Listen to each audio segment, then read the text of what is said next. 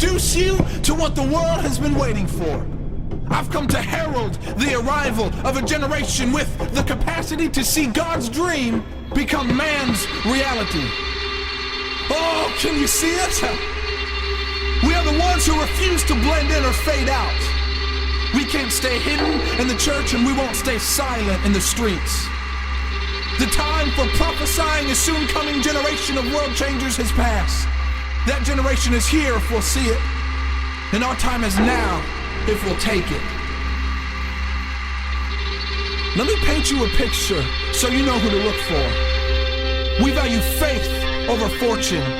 We long for presence, not popularity.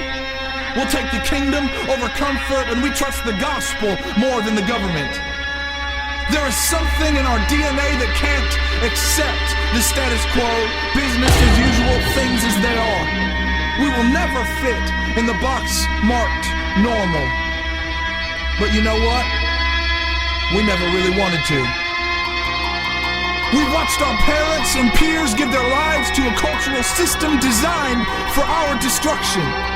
So our minds have been made up.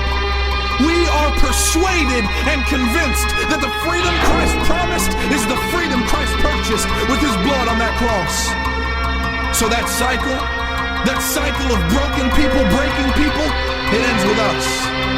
With suicide, depression, sexual dysfunction, and substance addiction beckoning and threatening the destiny inside us that cries to be realized, we say no to moral degeneration. We say no to a world that pretends that sin is no big issue, friend. Sin is the only big issue. We say no to the idea of just fitting in to this broken system. The time for change is now. Let the world choose its own path, but let them know that we are the resistance.